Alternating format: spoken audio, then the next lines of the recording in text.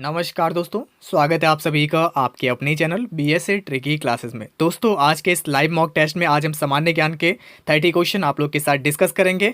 तो दोस्तों, यहाँ आप लोग के लिए चैलेंज है 30 प्रश्न करके दिखाइएगा। Challenge your self. उम्मीद करता हूँ आप लोग आज अपनी बेस्ट परफॉर्मेंस देंगे। ओके, तो बेस्ट ऑफ लक। शुरू करते हैं दोस्तों आज के अपने इस टेस्ट को। और दोस्तों, यदि आप लोग चैनल पर नए हैं तो सब्सक्राइब कर लीजिएगा ताकि इस तरीके की सारी इंपॉर्टेंट वीडियोज़ की अपडेट मिल सकें। और अगर आप लोग को वीडियो पसंद है उसको लाइक ज़रूर कीजिएगा और अपने सभी फ्रेंड के साथ शेयर कीजिएगा। तो चलिए बात करते हैं हमारे आज का सबसे पहला क्वेश्चन। तो आइए देखते हैं। तो दोस्तों, आपको सबसे पहले यहाँ पर ये बता देते हैं कि हर क्वेश्चन के लिए आप लोग को यहाँ पर 5 सेकंड का टाइम दिया जाएगा। उसके अंदर ही अंदर आप लोग को उसका जवाब देना होगा। उसके बाद मैं आप लोग को उसका आंसर बता दूंगा। जैसे देखिए, यहाँ पर सबसे जो है पहला क्वेश्चन दिया गया है, वर्ष 2013-14 में रणजी ट्रॉफी जो है किस टीम ने जीती थी। ठीक है, तो आपका टाइम स्टार्ट होता है अब।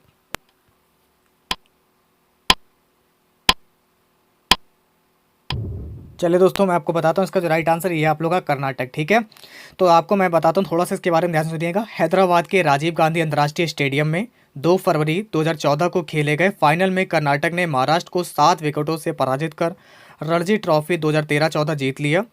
और एक और बात ध्यान रखिएगा कि 1998 और 99 के सत्र के बाद कर्नाटक का यह पहला रणजी ट्रॉफी खिताब था। कर्नाटक ने इसी के साथ रणजी ट्रॉफी को 7वीं बार अपने नाम किया, इसलिए क्वेश्चन बहुत ज़्यादा फेमस है आप लोगों के लिए। इसके बाद देखिए अगला क्वेश्चन नंबर 52, जैसा कि आप लोग यहाँ पर देख पा रहे हो, कौन सा जो है sugar bowl of the world, ठीक है, चीनी का कटोरा के नाम से जाना जाता है, इसके रूप में जाना जाता है। तो कौन सा है ये तो आप सभी लोग जानते हैं। फिलहाल आपका टाइम स्टार्ट होता है अब। तो दोस्तों, इसका जो आंसर है ये आप लोग का क्यूबा। ठीक है, क्यूबा को 2003 तक sugar bowl of the world कहा जाता था, जिस वर्ष उसके सरकार ने कृषि क्षेत्र में चीनी का महत्व कम करने और अन्य उत्पादों पर ध्यान केंद्रित करने का कठोर निर्णय लिया। तो वर्तमान में जो है फिलहाल आपको बता दें, यहाँ पर ब्राज़ील जो है दुनिया का प्रमुख गन्ना उत्पादक देश है। भारत और चीन इस संदर्भ में दूसरे और तीसरे स्थान पर है। ठीक है, संयुक्त राष्ट्र खाद्य और कृषि संगठन जो है ये 2013 के अकॉर्डिंग आपको बता दें यहाँ पर। इसी के साथ देखिए हमारा नेक्स्ट क्वेश्चन आप लोग के सामने ये रहा। ठीक है, तो क्वेश्चन जैसे ही मैं पढ़ता हूँ आप लोग जो अपने आंसर को यहाँ पर जो है देना शुरू कर दिया कीजिए। ठीक है, तो 5 सेकंड तो आप लोग को और एक्स्ट्रा मिल जाएंगे। बहुत से लोगों को यहाँ पर 5 सेकंड का टाइम जो है कम लगता है। ठीक है ना, क्वेश्चन ज़्यादा है, बहुत से लोगों को जो है 5 सेकंड जो है टाइम बहुत ज़्यादा लगता है, इसलिए 5 सेकंड का टाइम लिया है मैंने आप लोगों के लिए। फिलहाल देखिए अगला क्वेश्चन क्या है। जल का घनत्व जो है किस तापमान पर सर्वाधिक होता है। Option A 0 degree centigrade, option B 4 degree Fahrenheit, option C 4 kelvin, option D 4 degree centigrade. तो क्या होगा इसका राइट आंसर। आपका टाइम स्टार्ट होता है अब।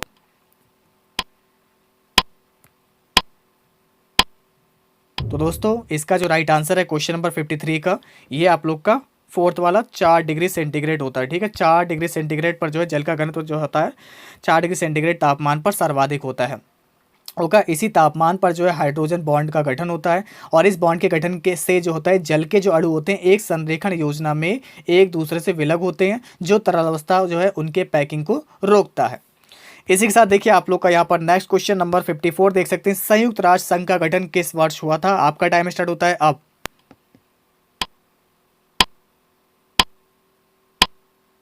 इसका राइट आंसर दोस्तों आप लोग का 1945। संयुक्त राष्ट्र संगठन यानी कि यूनाइटेड नेशन ऑर्गेनाइजेशन यूएनओ एक अंतर सरकारी संगठन है, जिसे 24 अक्टूबर 1945 को अंतर्राष्ट्रीय शांति और सहयोग को बढ़ावा देने के लिए स्थापित किया गया।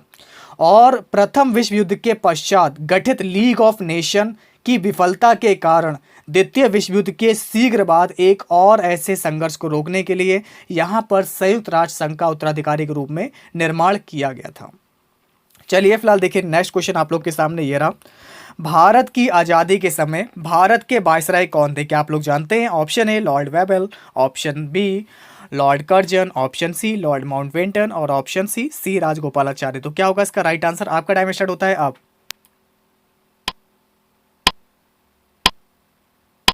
तो 55 का दोस्तों राइट आंसर ये है लॉर्ड माउंटबेटन।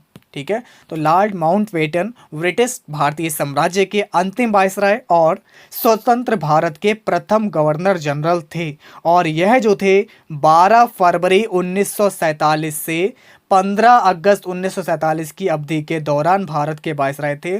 उन्होंने ब्रिटिश साम्राज्य से भारत के सत्ता के हस्तांतरण का निरीक्षण किया था। चलिए फिलहाल देखिए अगला क्वेश्चन क्या आप लोग के सामने ये रहा। कौन सा आईसीएस अधिकारी, ठीक है ना, कौन सा आईसीएस अधिकारी भारतीय राष्ट्रीय कांग्रेस के 1885 के गठन में शामिल रहा था? तो ये रहे आप लोग के चार option, Macaulay, Lord Simon, Lord Irwin या फिर एओ ह्यूम। आपका टाइम स्टार्ट होता है अब।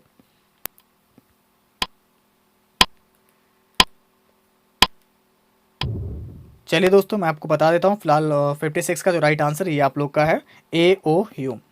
ठीक है, तो देखिए जो एओ ह्यूम थे ये ब्रिटिश भारत में एक सिविल सेवक, राजनैतिक सुधारक, पक्षी विज्ञानी और हॉर्टिकल्चरिस्ट थे। ठीक है ना, कौन कौन थे ये? एक सिविल सेवक भी थे, राजनीतिक सुधारक भी थे, पक्षी विज्ञानी भी थे और हॉर्टिकल्चरिस्ट भी थे। और 1885 में, ठीक है ना, 1885 में गठित जो भारतीय राष्ट्रीय कांग्रेस के संस्थापकों में से भी ये एक थे। और उन्होंने जो था कांग्रेस के प्रथम 22 वर्षों तक उसके महासचिव के रूप में कार्य भी किया था। इन सभी को याद रखिएगा साथ में, ताकि एक ही क्वेश्चन में आप लोग के जो है एक से अधिक क्वेश्चन प्रिपेयर हो सके, क्योंकि इससे रिलेटेड भी कुछ इंपॉर्टेंट क्वेश्चन है जो मैंने आप लोग को बताया, ऐसे क्वेश्चन भी आपके एग्जाम में आ जाते हैं। चलिए इसके बाद देखिए नेक्स्ट क्वेश्चन नंबर 57 आप लोग के सामने रहा। म्यांमार की नई राजधानी दोस्तों क्या है? तो दोस्तों इसका राइट आंसर आप लोग का क्या होगा? आपका टाइम स्टार्ट होता है अब। तो दोस्तों इसका राइट आंसर 57 का फिलहाल ये है आप लोग का नेपिदाव। ठीक है ना, तो म्यांमार यानी कि वर्मा की जो वर्तमान राजधानी नेपिदाव, मार्च 2006 में म्यांमार की राजधानी को यांगोन से 320 किलोमीटर दूर ले जाया गया और उसे नेपिदाव का नाम दिया गया। नेपिदाव, ठीक है ना, नेपिदाव जिसे रॉयल सिटी इन द सन के रूप में भी जाना जाता है, यांगून और मांडले के बाद म्यांमार का तीसरा सबसे बड़ा शहर है। इसके बाद नेक्स्ट क्वेश्चन ये रहा आप लोग के सामने, तमस उपन्यास के लेखक कौन है? Option A Bhisham Sahni, option B Balraj Sahni, option C Premchandra, option D है अमृता प्रीतम। आपका टाइम स्टार्ट होता है अब। तो दोस्तों फिलहाल इसका जो राइट आंसर है, ठीक है ना, ये है आप लोग का भीष्म साहनी। ठीक है ना, क्या आप लोग जानते हैं तमस का मतलब क्या होता है? तो मैं आपको बता दूं, देखिए तमस का मतलब होता है, इसका शाब्दिक जो अर्थ है ये होता है फिलहाल दोस्तों अंधकार। ठीक है, तमस का जो दोस्तों शाब्दिक अर्थ क्या होता है, ये होता है आप लोग का अंधकार। भीष्म साहनी का ये सबसे प्रसिद्ध उपन्यास है, इसको आप लोग याद रखिएगा, ये जो है भीष्म साहनी का सबसे प्रसिद्ध उपन्यास है। तो उपन्यास में विभाजन के परिणाम स्वरूप भारत में सिख और हिंदू परिवारों की दुर्दशा को इसमें उजागर किया गया। ठीक है ना, इसमें जो है हिंदू और जो सिख लोग थे इनके परिवारों की दुर्दशा को यहाँ पर उजागर किया गया। और भीष्म साहनी को तमस के लिए 1975 में जो है साहित्य अकादमी पुरस्कार से भी सम्मानित किया गया था। दोस्तों इन्होंने जो है इस जो है उपन्यास के लिए यहाँ पर साहित्य अकादमी पुरस्कार से 1975 में, कब 1975 में से सम्मानित किया गया था। ओके, और इस उपन्यास पर उन्हें 1988 में गोविंद निहलानी ने दूरदर्शन धारावाहिक तथा एक फिल्म भी बनाई थी। चलिए फिलहाल इसी के साथ देखिए अगला क्वेश्चन आपका क्या है। ये आप लोग का नेक्स्ट क्वेश्चन, उत्तर प्रदेश में किस वर्ष सभी सरकारी कार्यों के लिए हिंदी का प्रयोग करना कानूनी तौर पर अनिवार्य कर दिया गया था? तो आपका ऑप्शन दिया गया यहाँ पर 1947, 1957, 1968, 1977। क्या होगा इसका राइट आंसर? आपका टाइम स्टार्ट होता है अब। दोस्तों आपको बताते हैं फिलहाल 59 का जो आप लोग का राइट आंसर है ये आप लोग का 1968। ठीक है, तो थोड़ा सा मैं इसके बारे में भी आपको थोड़ा सा डिफाइन कर देता हूँ ताकि आप लोग का क्वेश्चन बिल्कुल क्लियर हो जाए। इससे रिलेटेड जो भी महत्वपूर्ण बातें, जैसे कि हिंदी जो है उत्तर प्रदेश की आधिकारिक भाषा है और इसे 1951 में जो है उत्तर प्रदेश आधिकारिक भाषा अधिनियम द्वारा राज्य की आधिकारिक भाषा भी बनाया गया था। इसे राज्य विधानमंडल द्वारा हिंदी के आधिकारिक उद्देश्य और उत्तर प्रदेश राज्य के अन्य मामलों के लिए इस्तेमाल की जाने वाली भाषा के रूप में हिंदी को शामिल करने के लिए अधिनियमित किया गया था। हालांकि इसे आधिकारिक भाषा संकल्प जो है 1968 के अंतर्गत सभी आधिकारिक कार्यों में कानूनी रूप से बाध्यकारी बनाया गया था। इसके बाद दोस्तों बात करते हैं हमारा नेक्स्ट क्वेश्चन नंबर 60। ये रहा आप लोग के सामने आप लोग का क्वेश्चन नंबर 60। भारतीय आज़ादी के समय इंग्लैंड के प्रधानमंत्री कौन थे? बहुत ही इंपॉर्टेंट क्वेश्चन है, कई बार आया हुआ भी क्वेश्चन है। Option A Harold Wilson, option B Winston Churchill, option C Clement Attlee, option D है मैकमिलन। और आपका टाइम स्टार्ट होता है अब।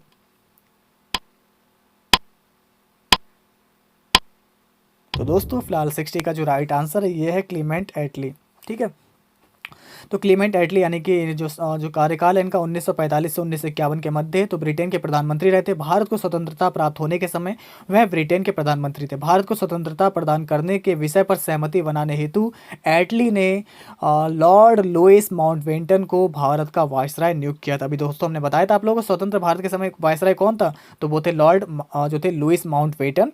और इन जो था इन्होंने ही जो था इनको भारत का वायसराय नियुक्त किया था। ठीक है, ये थे क्लीमेंट एटली।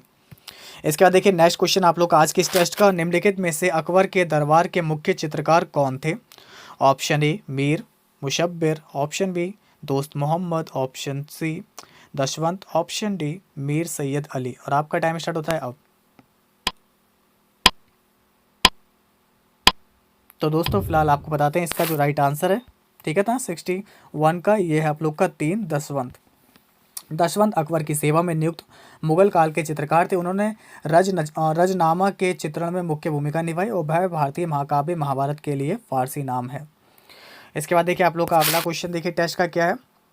तो यहाँ पर आप लोग को बताना है कि जो है निम्न में से फैजाबाद के एक प्रमुख संगीतकार कौन थे जिन्होंने शास्त्रीय संगीत में टप्पा शैली का विकास किया था?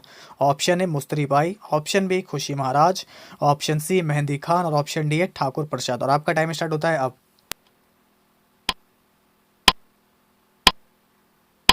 चलिए मैं आपको बताता हूँ फिलहाल इसका जो राइट आंसर है क्वेश्चन नंबर 62 का, ये है आप लोग का मुस्तरी बाई। तो अख्तर बाई फैज़ाबादी, जिसे बेगम अख्तर यानी कि मुस्तरी बाई भी कहा जाता है, हिंदुस्तानी शास्त्रीय संगीत के गज़ल, दादरा और ठुमरी शैलियों के प्रसिद्ध भारतीय गायक थे जिन्होंने शास्त्रीय संगीत में थाप शैली विकसित की थी। ठीक, इन्होंने क्या किया था, शास्त्रीय संगीत में एक थाप शैली विकसित की थी। ठीक है ना। और ठाप को मुगल सम्राट मोहम्मद शाह के दरबार में प्रस्तुत किया गया था और बाद में अवध के नवाब आसफ उद्दौला के दरबार में गायक मियाँ गुलाम नबी शारी ने इसे प्रस्तुत भी किया था। चलिए इसके बाद देखिए अगला क्वेश्चन क्या, फिलहाल इसका आंसर आप लोग ध्यान रखिए कि ये है मुस्तरी बाई और इनका नाम था बेगम अख्तर। ठीक है, सॉरी बेगम अख्तर। और इसके बाद देखिए आप लोग का नेक्स्ट क्वेश्चन नंबर यहाँ पर 63 देख सकते हैं। भारत और चीन के बीच पंचशील समझौता कब हस्ताक्षरित हुआ? ये दिए गए आप लोग के ऑप्शन दिए गए और आपका टाइम स्टार्ट होता है अब। तो दोस्तों फिलहाल इसका राइट आंसर है 1954 में। ठीक है, तो मानव कल्याण तथा विश्व शांति के आदर्शों की स्थापना के लिए विभिन्न राजनीतिक, सामाजिक और आर्थिक व्यवस्था वाले देशों में पारस्परिक सहयोग के 5 आधारभूत सिद्धांतों को पंचशील कहते हैं।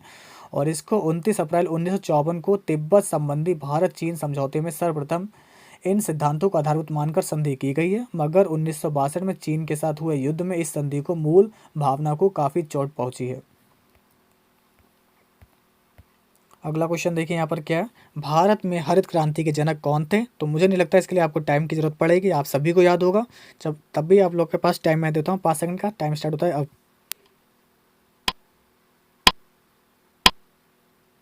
चलिए मैं आपको बता देता हूँ दोस्तों, फिलहाल इसका राइट आंसर है MS स्वामीनाथन।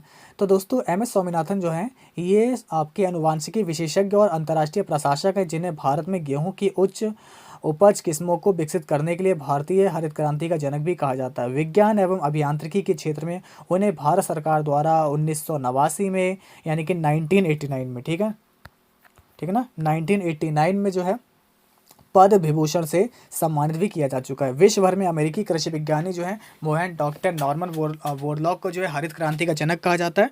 तो दोस्तों भारत में जो है हरित क्रांति का जनक कहा जाता है MS स्वामीनाथन को, और विश्व में जो है हरित क्रांति का जनक किसे कहा जाता है? वो कहा जाता है डॉक्टर नॉर्मन बोरलॉग को। चलिए इसके बाद देखिए टेस्ट का आप लोग का अगला क्वेश्चन क्या है, पूर्ण स्वराज का संकल्प जो है कांग्रेस के द्वारा कब पारित किया गया? ठीक है, तो ये रहा आप लोग के सामने ऑप्शन और आपका टाइम स्टार्ट होता है अब। चलिए फिलहाल मैं आपको बताता हूँ इसका राइट आंसर है क्वेश्चन नंबर 65 का, ये आप लोग का 26 जनवरी 1930 लाहौर में।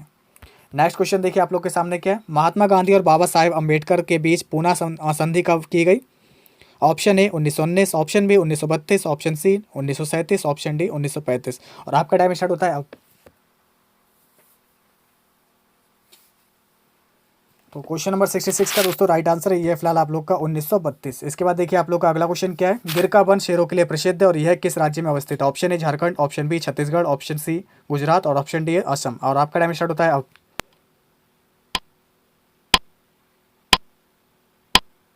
चलिए मैं आपको बताता हूँ दोस्तों 67 का जो राइट आंसर है ये आप लोग का 3 वाला गुजरात। ठीक है, तो गिरिका वन शेरों के लिए प्रसिद्ध और यह जो है गुजरात राज्य में अवस्थित है। इसके बाद देखिए अगला क्वेश्चन आपका क्या है यहाँ पर, प्रसिद्ध पेंटर राजा रवि वर्मा किस रियासत से जुड़े थे? Option A Mysore, option B Travancore, option C है कुर्ग और ऑप्शन डी है कूच बिहार। आपका टाइम स्टार्ट होता है अब।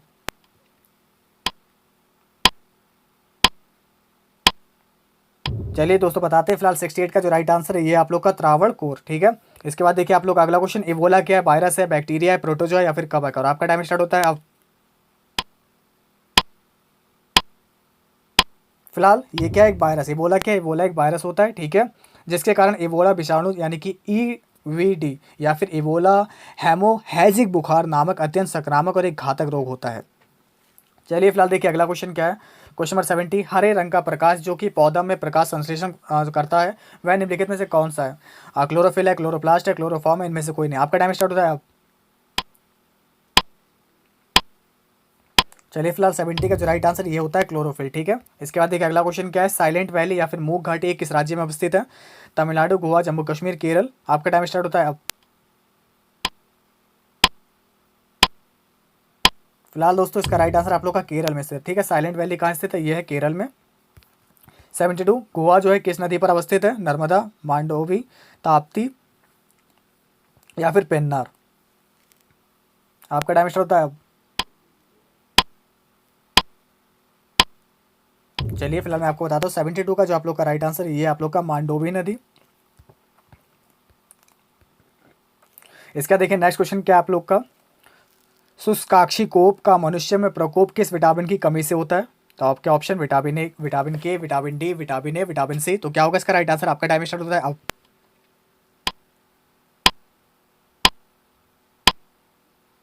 चलिए फिलहाल दोस्तों आपको बताते हैं इसका जो राइट आंसर है फिलहाल ये है आप लोग का विटामिन ए, ठीक है।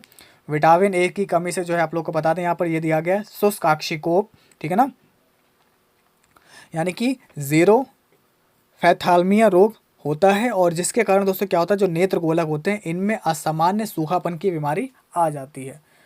चलिए फिलहाल देखिए इसी के साथ हमारा नेक्स्ट क्वेश्चन देख सकते हैं यहाँ पर 74, प्रोटीन जो है ऊर्जा कुपोषण का परिणाम है। तो इसका राइट आंसर क्या होगा? आपके ऑप्शन दिए गए। आपका टाइम स्टार्ट होता है अब।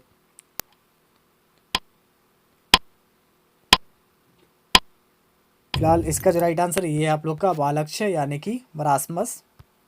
नेक्स्ट क्वेश्चन नंबर 75 देख सकते हैं। निम्नलिखित में से किस स्थान पर जी यानी कि गुरुत्वाकर्षण का मान सर्वाधिक होगा? माउंट एवरेस्ट की चोटी पर, कुतुब मीनार के ऊपर, भूमध्य रेखा पर या फिर अंटार्कटिक के कैंप में। क्या होगा इसका राइट आंसर? आपका टाइम स्टार्ट होता है अब।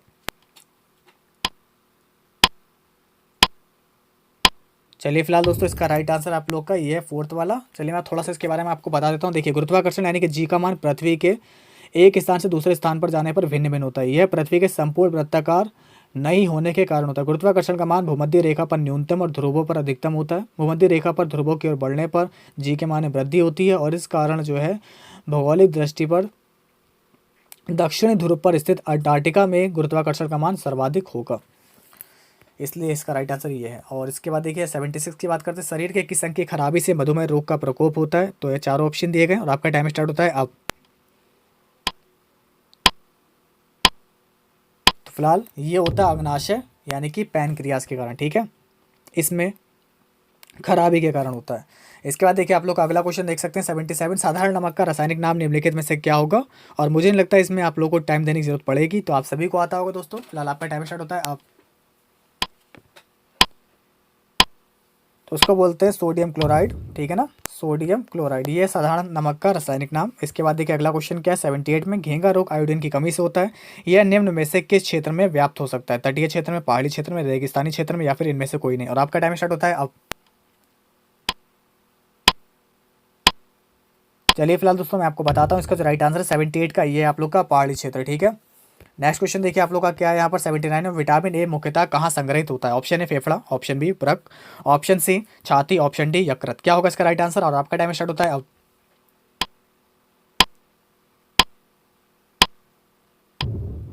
चलिए फिलहाल मैं आपको बताता हूँ 79 का जो आप लोग का राइट आंसर है ये आप लोग का यकृत, ठीक है। इसके बाद दोस्तों आज के इस टेस्ट का लास्ट क्वेश्चन आप लोग के सामने ये रहा। उम्मीद करता हूँ कि आप लोगों ने यहाँ पर बेस्ट परफॉर्मेंस दी होगी अपनी। तो आप लोग ज़रूर बताइए कि यहाँ पर 30 में से 30 आउट ऑफ किसके आए हैं, ठीक है। तो कमेंट करके मैं ज़रूर बताइएगा। और बाकी मैंने जो है जितने भी क्वेश्चन मैंने आज कराए हैं इसकी PDF फाइल भी आप लोग को जो है डिस्क्रिप्शन में इसका लिंक दे दिया, आप लोग डाउनलोड कर सकते हैं। यदि डाउनलोड करने संबंधी कोई भी प्रॉब्लम है तो आप लोग चाहें तो डाउनलोड करने वाली हमारी वीडियो की प्रोसेस देख सकते हैं या फिर यूट्यूब पर सर्च कर सकते हैं how to download PDF file और आगे बस BSA लगा दीजिएगा। उसके जैसे आप लोग BSA डालेंगे आप लोग को है हमारी PDF कैसे डाउनलोड की जाती है वो चीज़ आपको समझ में आ जाएगी। ओके चलिए फिलहाल देखिए क्वेश्चन आपका ये, मादा क्यूलेक्स मच्छर निम्नलिखित में से किस रोग की वाहक है? मलेरिया, फाइलेरिया, रिंगवॉर्म या दाद, इनमें से कोई नहीं। क्या होगा इसका राइट आंसर? आपके पास टाइम है 5 सेकंड। तो चलिए शुरू होता है आपका अब।